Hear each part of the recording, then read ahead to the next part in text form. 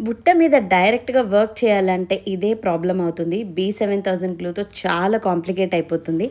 So, దానికి కూడా solution ఈ వీడియోలో చూద్దాం. వెల్కమ్ టు క్రాఫ్ట్ విత్ సంతు. ఈరోజైతే మనం బుట్టలు చేయబోతున్నాం. ఈ డిజైన్ నాకు నియర్లీ ఒక 10-20 పీపుల్ నాకు ఇన్‌బాక్స్‌లో షేర్ చేశారు. ఈ డిజైన్ మీద వీడియో చేయండి అక్క ప్లీజ్ అని. సో, అందుకే మీ అందరి కోసం ఈ వీడియో. సో, స్టడ్స్ చేయడానికి మనం కాసుల్ని యూజ్ చేయడం వల్ల మనకి బుట్టలు పెట్టుకునేటప్పుడు ప్రాబ్లం ఉండదు. అది చాలా కన్వీనియంట్‌గా ఉంటుంది అండ్ స్టిక్ చేయడం కూడా ఈజీ. కటింగ్ ప్రాసెస్ అనేది తగ్గుతుంది. సో, అవన్నీ ఆలోచించి నేను కాసుల్ని యూజ్ చేశాను. అండ్ స్టడ్ కూడా ఆ సైజులోనే మనం తయారు చేసుకోవాలి. మనం B7000 గ్లూ పెట్టి కుందన్ స్టిక్ చేయడం ఈజీ ప్రాసెసే. కానీ దానికి డ్రై అవ్వడానికి, ఆ డ్రైయింగ్ కోసం వెయిట్ చేసే టైమే ఎక్కువ అయిపోతుంది. కాబట్టి ఫస్ట్ స్టడ్స్ చేసి మనం పక్కన పెట్టేస్తే ఆ తర్వాత బుట్టను తయారు చేసుకోవచ్చు. రెండు డ్రై అయిన తర్వాతే మళ్ళీ రెండింటిని కలిపి కంబైన్ చేయడానికి అవుతుంది. సో, ఈ ప్రాసెస్లో గ్లూని ఎలా అంటిస్తున్నానో ఒక్కసారి మీరు చూడండి. గ్లూ కొంచెం ఎక్కువ మోతాదులోనే యూస్ చేస్తున్నాను. ఆ తర్వాత కుందన్ అంటుకున్న తర్వాత మళ్ళీ వెనక్కి వచ్చేస్తే ఆ ప్లేస్లో మళ్ళీ ఇంకొకసారి గ్లూ వేసి ఆ తర్వాత అంటించండి. అలా అయితేనే కుందన్ స్టిక్ అవుతాయి. సో, కుందన్కి కొంచెం గ్లూ ఉంది కదా అతికించేద్దాము అంటే అది డ్రై అయిన వెంటనే టప్మని ఊడిపోతుంది అనమాట. సో, గ్లూని యూస్ చేసే విధానం అది ఒకటి. కింద బుట్టకి మనం గ్లూ అంటించక ముందే పర్లేస్ ఎంత కావాలో ఫస్ట్ మనం మెజర్ చేసుకుంటే మనకి తర్వాత ప్రాబ్లమేటిక్గా ఉండదు. ఈజీగా స్టిక్ చేసేయచ్చు. ఎందుకంటే గ్లూ అంటించిన తర్వాత దాని మీద మనం దాన్ని కట్ చేసినప్పుడు కొంచెం ప్రాబ్లం అవుతుంది. సో, ఈ పార్ట్ ఆఫ్ ద మేకింగ్లో నేను కొంచెం స్టక్ అయ్యాను. కారణం ఏంటంటే బుట్టని ఈ విధంగా ఫింగర్స్తో పట్టుకొని గ్లూ అతికించి కుందన్స్ పెట్టడానికి నేను చాలా ట్రై చేశాను. కానీ ఇక్కడ ఫింగర్స్కి గ్లూ మొత్తం అంటుకుపోయి చాలా కాంప్లికేట్ అయిపోయింది. నోస్ పైలర్ మీద పెట్టి కూడా నేను ట్రై చేశాను. అయినా కూడా నాకు ఎందుకో అది కరెక్ట్గా సెట్ అవ్వలేదు అనిపించింది. కొంచెం ఊగుతుంది. సో, ఈ వీడియోలో మీరు చూస్తారు కదా కొంచెం కదులుతుంది. ఈ విధంగా కదలడం వల్ల కూడా నాకు ప్రాబ్లం అయింది. సో, ఇది ప్రాపర్గా సిట్ అవ్వాలి. అప్పుడే నేను దాని మీద వర్క్ ఆల్రౌండ్ చేయగలను. మీరు ఎటువంటి 3D డిజైన్స్ అయినా చేయాలనుకునేటప్పుడు ముందుగా గుర్తుపెట్టుకోవాల్సిన విషయం ఏంటంటే ఫస్ట్ లేయర్ అట్లీస్ట్ 50-60% డ్రై అయిన తర్వాతే సెకండ్ లేయర్ మీరు ట్రై చేయాలి. లేకపోతే గ్లూ అంటకపోవడం వల్ల మొత్తం కుందన్స్ అనేవి కలిపి ఊడిపోతాయి అన్నమాట.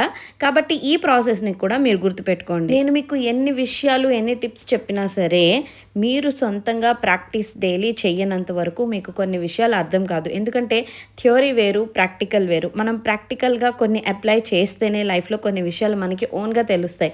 మనం చూసినప్పుడు అంతా అర్థమైపోతుంది, అంతా నాకు తెలుసు అనుకుంటాము. కానీ మనం వాటిని రియల్ లైఫ్లో అప్లై చేసినప్పుడే ప్రాబ్లం అవుతుంది.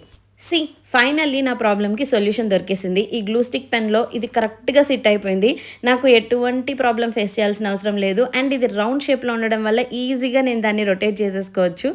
సో, ఈ ప్రాబ్లమ్కి కూడా సొల్యూషన్ ఇదే వీడియోలో నేను కనిపెట్టేశాను. అలాగే మీకు కూడా హెల్ప్ అవుతుందని చూపించేశాను. ఒక విషయంలో చాలా బాధ అనిపిస్తుంది. అదేంటంటే చాలామంది నాకు మనీ పే చేసి మరీ క్లాసెస్ నేర్చుకుంటాము, డైరెక్ట్గా విజిట్ చేసి నేర్చుకుంటాము అని అడిగిన వాళ్ళు కూడా ఉన్నారు. బట్ నేను పెయిడ్ క్లాసెస్ కాకుండా ఫ్రీ ఆన్లైన్ క్లాసెసే పెట్టాను. అది కూడా అందరికీ యూజ్ అవ్వాలి, ఒక్కరికి ఒకలా ఇంకొకరికి ఇంకోలా ఉండకూడదు అని చెప్పి నేను స్టార్ట్ చేశాను. కానీ చాలా బాధాకరమైన విషయం ఏంటంటే మీరెవరూ సరిగ్గా లైక్స్ కూడా కొట్టట్లేదు. సో, అసలు కష్టానికి వాల్యూ లేదు అనిపిస్తుంది. ఒకరి కోసం ఏదైనా చేసినా దానికి ప్రయోజనం లేదు అనిపిస్తుంది.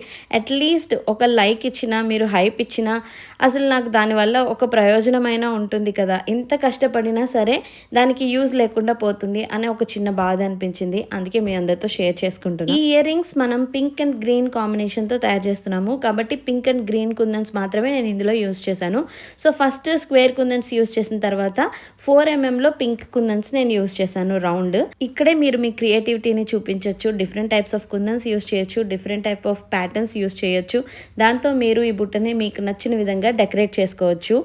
పర్టికులర్గా మీరు యూజ్ చేసే డ్రెస్సెస్ ఆర్ శారీస్ మీదకి కలర్ కాంబినేషన్ వచ్చే విధంగా మీరు వాటిని తయారు చేసుకోవచ్చు. ఏదైనా మేకింగ్ వీడియో మీరు చూసినప్పుడు మీరు బాగా గమనిస్తే ఏదో ఒక ఇంపార్టెంట్ పాయింట్ అందులో మిస్ అవుతుంది. కానీ మన వీడియోస్లో అలా ఉండదు. కంప్లీట్గా స్టార్టింగ్ నుంచి ఎండింగ్ వరకు ప్రతి ప్రొసీజర్ని నేను స్టెప్ బై స్టెప్ మీకు చూపిస్తాను. సో, దీనివల్ల మీరు ఇంట్లో తయారు చేసినప్పుడు ఇదే ఐటెంని మీరు ఏది మిస్ అవ్వరు. సో, దీన్ని ఎలా రిమూవ్ చేయాలో కూడా ఒక పార్ట్ చూడండి మళ్ళీ చూపిస్తున్నాను. ఎందుకంటే మీరు పెట్టి తీసేశారు కదా వెంటనే రిమూవ్ చేసేయచ్చా అనుకుంటారు. సో, నేను ప్రతి లేయర్ని స్టెప్ బై స్టెప్ చేసుకుంటూ వచ్చాను. ఫస్ట్ డ్రైయింగ్కి కాస్త టైం ఇచ్చి చేశాను అనమాట. ఫస్ట్ కింద రౌండ్ అయిన తర్వాత ఆ తర్వాత పై రౌండ్ని కొంచెం డ్రై అయ్యాక ట్రై చేశాను. సో, అలాగే ప్రతిదానికి కాస్త డ్రైయింగ్ టైం ఇచ్చాను. కానీ లాస్ట్ లేయర్ ఫినిష్ అయిన తర్వాత నేను దాన్ని ఈజీగా ఈ విధంగా రిమూవ్ చేశాను. ఒకేసారి ఫాస్ట్గా లాగకుండా మెల్లగా దాన్ని రొటేట్ చేసి తీస్తే ఈజీగా ఆ గ్లూ స్టిక్ పెన్ దాని నుంచి రిమూవ్ అయిపోతుంది. సో ఈ విధంగా మీరు మీ బుట్టని తయారు చేసేసుకోవచ్చు. సో ఇప్పుడు బుట్టకి కింద మనం లారియల్ బీడ్స్ పెట్టాలి కదా, వాటి కోసం ఐపిన్స్ని రెడీ చేస్తున్నాను. ఇలా ఒక్క ఐపిన్తో నేను 2 ఐపిన్స్ తయారు చేసుకుంటున్నాను. బ్యాక్ సైడ్ కూడా ఈ విధంగా మనం రౌండ్ చేసేసుకొని నోస్ పైలర్తో.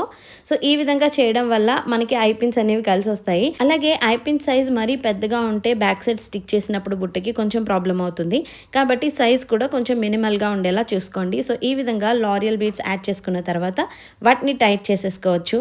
సో ఇప్పుడు మీకు నచ్చిన విధంగా ఈ బీడ్స్ని స్టిక్ చేసేసుకోండి బుట్ట బ్యాక్ సైడ్.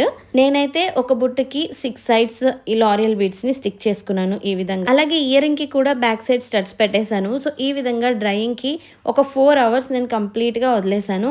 అయినా కూడా ఇంకా ఎక్కువ టైం పడుతుంది డ్రైయింగ్ కి. వీలైతే ఒక 10 to 12 అవర్స్ డ్రైయింగ్ కి వదిలేయండి, ఇంకా బాగుంటుంది. నేను వీడియో కంప్లీట్ చేయాలి కాబట్టి ఈ విధంగా కంప్లీట్ చేశాను. ఇప్పుడు మనం తయారు చేసిన బుట్టని ఇయర్ రింగ్ స్టడ్ తోటి మనం అటాచ్ చేయాలి. సో దానికి కూడా నేను ఐపిన్స్ యూస్ చేశాను. కింద ఒక బీడ్, ఆ పైన ఒక బీడ్. యాక్చువల్లీ దీని పైన క్యాప్స్ ఉంటాయి, అవి మన దగ్గర అవైలబుల్గా లేవు కాబట్టి నేను ఈ విధంగా వైట్ కలర్ బీడ్స్ యూస్ చేశాను. సో ఈ విధంగా మీరు బుట్టని ప్రిపేర్ చేసేసుకుంటే ఆ తర్వాత జంప్ రింగ్ అటాచ్ చేసి మీరు హ్యాపీగా పైన ఉన్న స్టడ్కి దీన్ని లింక్ చేసేయచ్చు. ఈ విధంగా మన బుట్టలు అయితే రెడీ అయిపోయాయి. నచ్చితే తప్పకుండా లైక్ చేయండి. అలాగే మీరు ఫస్ట్ టైం చూస్తున్నట్లయితే ఛానల్ని సబ్స్క్రైబ్ చేయండి.